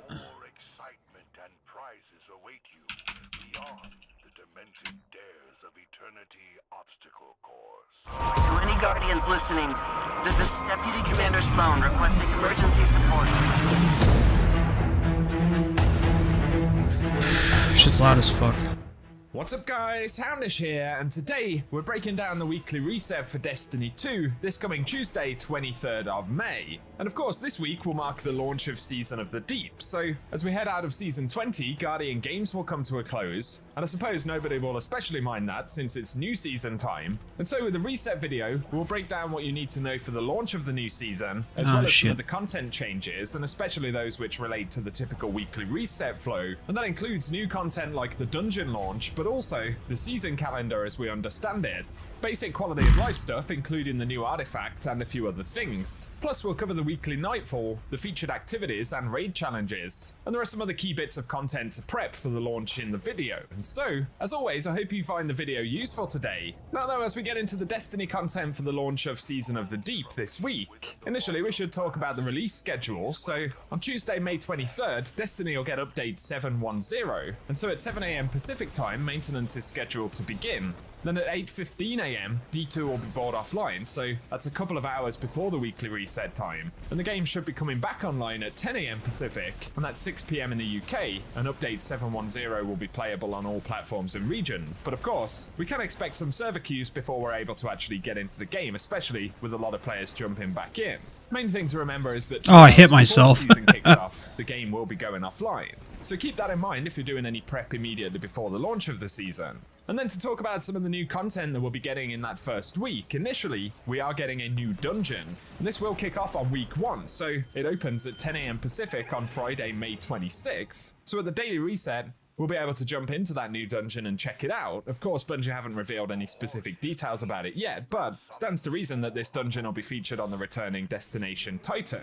On top of that though, Bungie separately outlined in their seasonal ritual schedule preview that they will be launching Trials of Osiris on the first week, so since there won't be a power increase of any type for Season 21, the playing field will be reasonably level, and Trials will also return on the Friday. So it'll certainly be a busy weekend if you're looking to jump into both that and the new dungeon. And again, without that power increase, they've also said that in week 4 of the season, Grandmaster Nightfalls will become available, although that will only be for the weekly Grandmaster, and Conqueror Gilding node will still be planned to open in week 7. So really, it's going to be quite a content-heavy front end to Season of the Deep. And something else worth bearing in mind, Bungie previewed the new artifact for the season just the other day, and I'll link an article down below with all of the specific mods that will be unlocked in the artifact, but they have said that starting with Season of the Deep, we'll have the option to refund perks from the artifact individually one by one, so that should enable us to adapt to each activity and craft the most focused build without resetting the entirety of the artifact, which is certainly a positive thing, so keep that in mind. And then content-wise, outside of the return to Titan, there will also be a new quest available on Neomuna. So, same as the events of Season of the Deep, Bungie have said there'll be a new quest to explore Neomuna and learn about the nature of the Veil via Osiris. And they've said that this will be a reasonably brief pursuit, but it will grant access to 3 new aspects for Strand, and those are the Threaded Spectre for Hunters, where we can activate the class ability to leave behind a decoy woven from Strand matter that draws the attention of nearby combatants. And as combatants approach that, the decoy will detonate, which deals damage and releases threadlings that seek out and attack nearby enemies. Additionally, Titans will get the Fletchered Storm aspect, and while sliding we can activate a charged melee ability to leap into the air, and that knocks nearby targets away and deals damage. Then, while airborne, we can activate the charged melee again to launch a cluster of damaging, unraveling projectiles. Finally, the Warlocks will unlock the Wanderer, and tangles we throw will attach to enemies and detonate into a suspending burst, and threadling final blows will create a tangle. So all of those will be accessed via that new quest on Neomuna, and as an additional reward, Bungie have said Lightfall owners will also get their hands on a new legendary weapon, and that is the hand cannon that we can see right here. We don't have a ton of details about it, but if you're looking for something separate to do outside of the new content on Titan, that should be a pretty interesting quest line with a few useful rewards right there. But now as we get into a bit more of the normal weekly reset flow, initially, the featured nightfall for the week will be the Devil's Lair, which of course returns after a bit of time away. So it'd be cool to have that back as a nightfall. There'll also be a featured weapon, but we don't know exactly what that is yet, as that's a rotation we have to see in full via the game. Although on that subject, Bungie have said weapons entering the pools for ritual activities for the Nightfall includes the Braytech Osprey rocket launcher, as well as the loaded question fusion rifle. And those are No shot. weapons, so we might get one of those featured in the first week. Then, for the Vanguard, the Positive Outlook Void Precision Auto Rifle will return, and Gambit will get a new Strand Linear Fusion Rifle. Looking to the Crucible though, Randy's Throwing Knife is going to come back, and then Trials of Osiris will get a new Arc Glaive, as well as the return of the Messenger. And also in Season of the Deep, the Iron Banner will see a Strand Fusion Rifle introduced, plus the return of the Swarm of the Raven, and finally competitive PvP will get an Arc Sniper Rifle. So a few interesting new and returning weapons come into those pools in Season of the Deep. And let us know any that you plan to go after. But for other rotating activity stuff, for the Root of Nightmares, the featured challenge will be in Cataclysm, and that's the Illuminated Torment Challenge, which does reward Rufus's Fury Auto Rifle. Then for the Raid and Dungeon rotation, the featured activities for this week will be Last Wish, as well as Duality. And there have been more than a few suggestions that Last Wish will see some kind of update, specifically reprising and updating the weapon rewards, so potentially they'll get new perks, crafting and a renewed reason to kind of chase them down. But otherwise, both of those activities will drop their unique items and they should see updated power relevancy. A quick economy change worth keeping in mind, but at the start of the new season, the Finest Mana Weave and Rainmaker consumables will no longer have a drop source in the game, so we won't be able to earn them anymore, and instead we'll get one enhancement core when we would see a Finest Mana Weave drop, and instead of Rainmakers dropping, we'll see 3000 Glimmer, otherwise the cadence should be pretty similar. And we'll also be able to trade in existing instances of Finest Mana Weave and Rainmakers, so Finest Mana Weaves will be able to be dismantled for an enhancement core, and Rainmakers will be able to be dismantled for 3000 Glimmer. So if you need any of those materials, especially early on, it might be worth addressing those stacks of currencies if you have them, as we'll be able to consume them directly. Love how I take damage with my own grenade. Moving on to Eververse, of course, we haven't seen any of the new Eververse stuff for the season, but Bungie did confirm that they are releasing the new Arbalest ornament that the community voted for, so we're not certain whether it will be a silver-only purchase or whether it will potentially come up for both currencies in the season. I'd imagine we'd be able to pick it up for Bright Dust at some point, but a pretty cool new Arbalest ornament there, kind of with that Neomuna theme. That'll be something to look out for in the season, but as always, I'll be sure to keep you guys posted when we get a better look at the Eververse inventory for Season of the Deep. Only other thing to add for this week is that we will see the Ascendant Challenge Aura Borea, which is featured in Aphelion's Rest in the Strand in the Dreaming City, so if you're still completing any of those or need that one, it will be found in the Dreaming City Lost Sector. Otherwise, for today, without a further reveal for Season of the Deep, that's the best idea we really have for the launch of the season with the reset. And so as always, I hope this video has been useful, and let us know down below what you're most excited to check out with the new season. There are certainly a lot of updates coming in this one, so if you want a preview of all of the changes we know about, I'll link a video down below.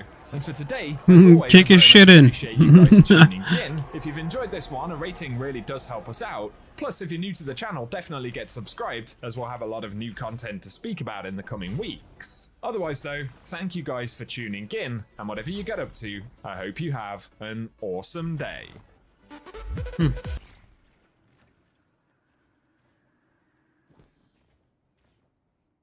It seems like just yesterday, Lightfall was launching, and here we are in the final week of Season 20. Now this is going to be a prep guide for the end of the season, as we only have a few days left. Now keep in mind, for the most part, you don't have to do any of these things. This is just for the player that wants to be extra prepared for Season 21's Underwater Avengers. Now we're also going to be combining our prep guide with a few things you might want to do this week that you're going to be unable to do next season. Certain activities, getting certain seasonal gear, certain weapons going away. TLDR, please get Rose. I'm just saying, it's leaving.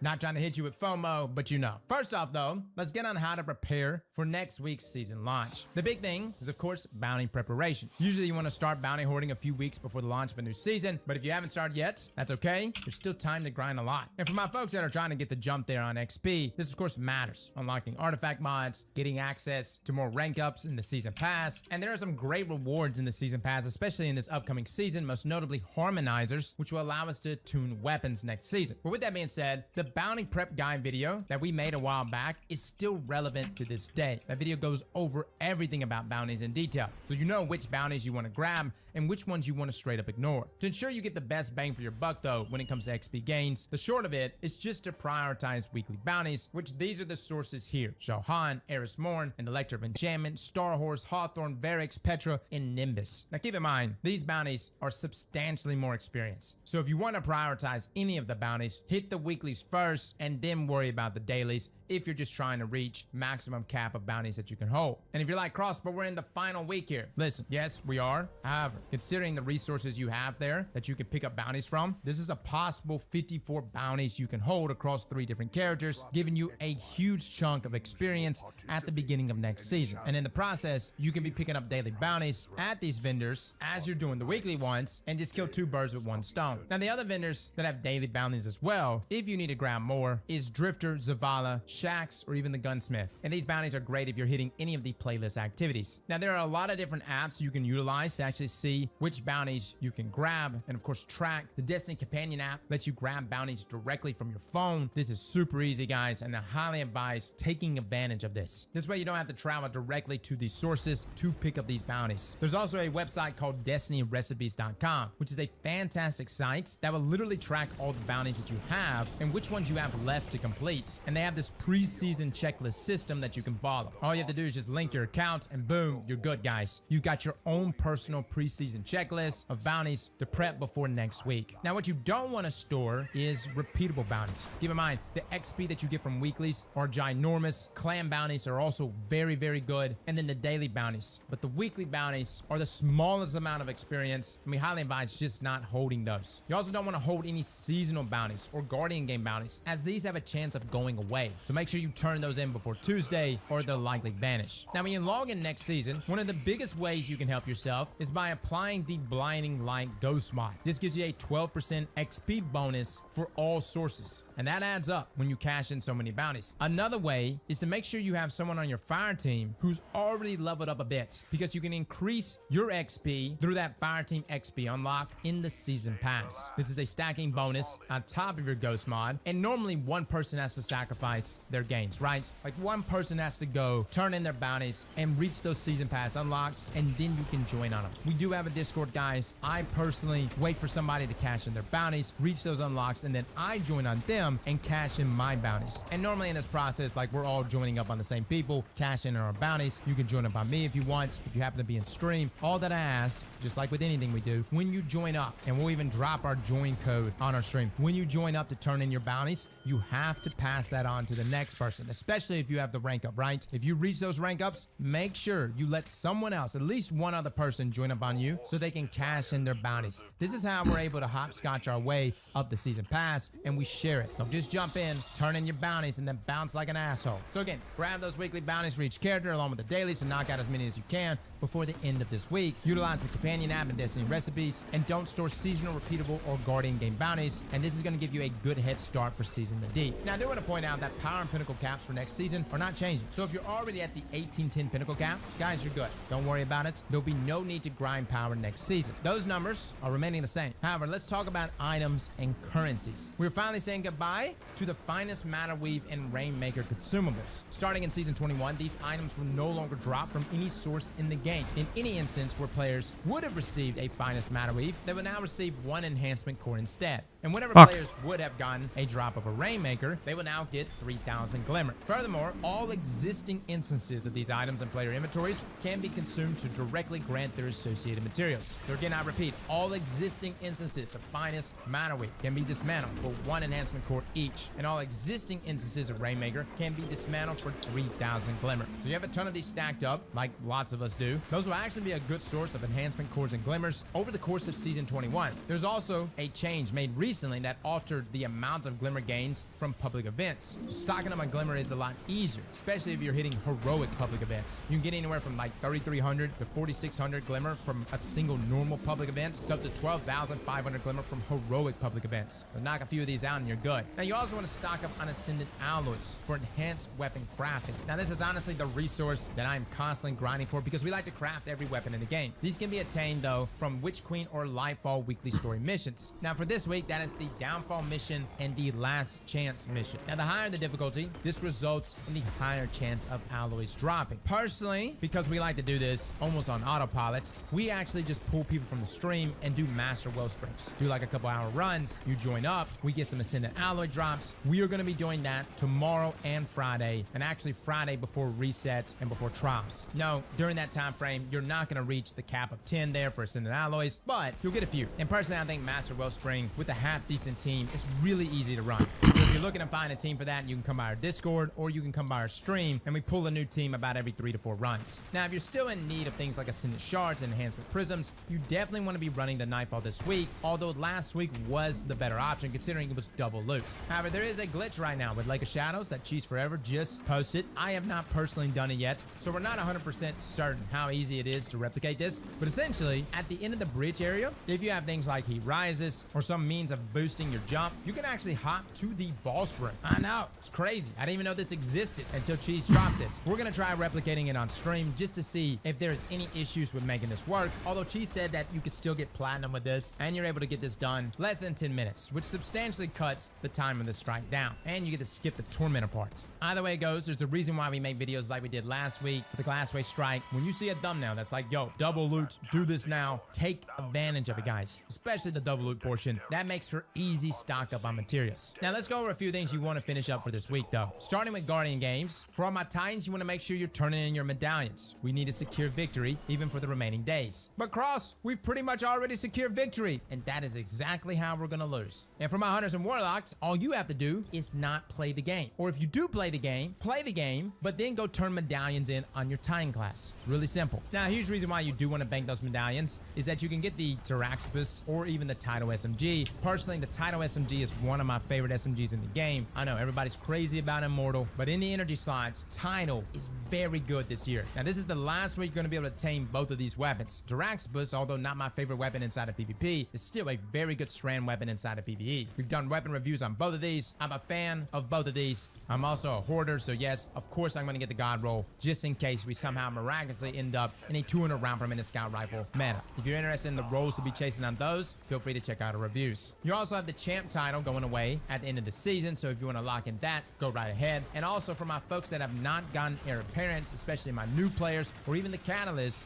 you could still get that in Guardian games this week. Now, on the topic of seals, for my players that like to have those, if you're keeping up with the events over the past year, make sure to finish out the Guardian Games challenge to complete and unlock the Reveler seal, which requires you to have completed the challenge from the last Solstice, Festival of the Lost, and Dawning events. Now, since the season is coming to an end, this is also the last week to yield your Conqueror, Flawless, and Glorious titles. So finish those out if you're working on that. Now, on the topic of Guardian ranks, if you're trying to reach rank 11, you're going to want to finish that out if you're close to it, as next season everyone will get reset back down to rank 6, but whatever rank you hit this season will be displayed as your previous season's rank. So you're actually still going to be able to show rank 11 status, even though you're going to be dropping down to rank 6. Personally, I still think this is a temporary fix to what could be a perfect system. We even made a video talking about Guardian ranks and how this would be an excellent opportunity for Bungie to finally give us exotic class items. With that being said though, rank 11, if you're looking to flex that, lock it in this week, guys. Now, along with Guardian ranks and seals, you want to make sure you've also obtained all the loots that will be going away that is still available this week. Now, this includes reaching rank 100 on the season pass and finishing the seasonal challenges for Brine Dust, the Ecliptic Distaff seasonal glaive, and the Gambit Crucible and Vanguard ornaments for it. All obtainable, of course, for ranking up in those vendors. And this week is a perfect week to get those rank ups, as we currently have double reputation gains going on. Also, the Verglass Curve exotic bow on the season ranks, you do want to grab that, especially if you like to use Stasis. We made a build called Stasis Curves. It's fantastic. Now, all of these aren't technically going away. They're going to be moved to the exotic kiosks, but the glaive is going to cost 1 Ascendant Shard, 2 Enhancement Prisms,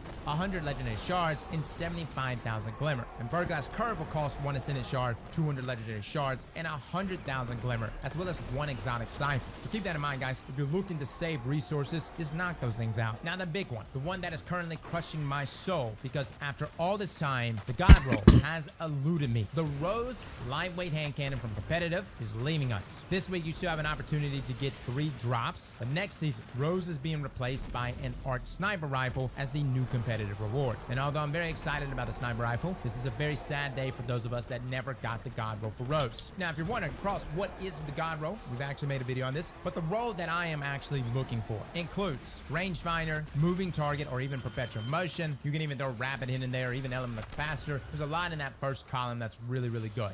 But rangefinder, is going to get a nerf at some point. I actually think that Bungie is going to slap it pretty hard across the board, which is why I think explosive payload is going to be the role to go for. I know we have opening shot, Eye of the Storm. A lot of people like those roles. I'm telling you right now, explosive payload on Rose, that's S tier. Combine it with any of those traits in that first column, and you're cooking. God, this guy's getting his ass whooped. I have quick draw, but personally, I'm not that excited about it. But with that being said, believe me when I tell you, this is the best hand cannon in the kinetic slots. Seriously. And I know some of you don't want to believe that. You're like, Cross, but my all-stringer. Ace of spades, but round robin. Listen, Rose is the best hand cannon, arguably in the game. And if you do not get that roll now, and I know I am hitting you with heavy FOMO, but I am telling you guys, it is that good of a weapon. And before somebody says, but Fatebringer, no, stop.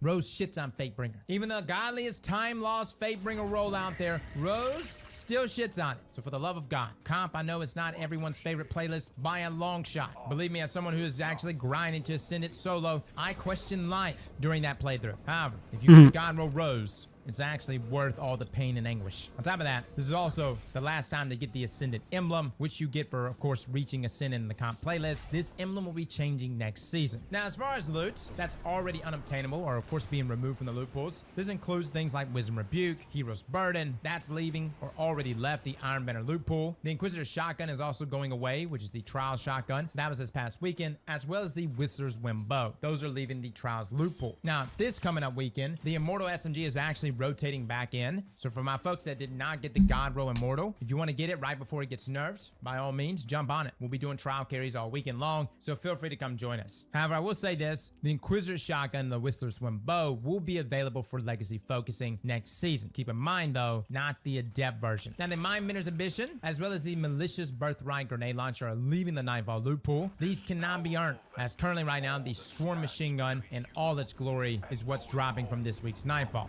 Again, though, those weapons will be available to be Legacy focused next season. Now, Bungie also pointed out in last week's TWAB that you should not forget to check your Ingram tracker in your inventory before the end of the season in order to pick up any seasonal Ingrams you may have. So it sounds like the Defiance Ingrams will be going away. So, of course, make sure you grab those, decrypt those. We'll, of course, be moving probably to Deep Ingrams. I know that makes logical sense, but again, burn those before they go. Now, if you're already done bounty prepping and you've got every weapon you want, and you're like, Cross, hit me with something I don't know. Well, currently, or at least what I've been doing, is actually running Grass of Avarice, as it is farmable this week. So if you're looking to get Matador, Eyes Lunan, or even 1,000-Yard Stare, you can hit those. We were actually doing the first encounter over and over again for Matador drops. Matador is the best PvP shotgun in the game. Like, Fracture Shine and Matador are like neck and neck. But Matador is so good. I am looking for a max range opening shot roll, but it has eluded me. I'm almost getting to the point where I think it doesn't exist. Outside of that, you do have Nezrak Challenge for this week's Root of Nightmares. You can get the Trace Rifle from the Master Mode. King's Fall is also the feature raid this week.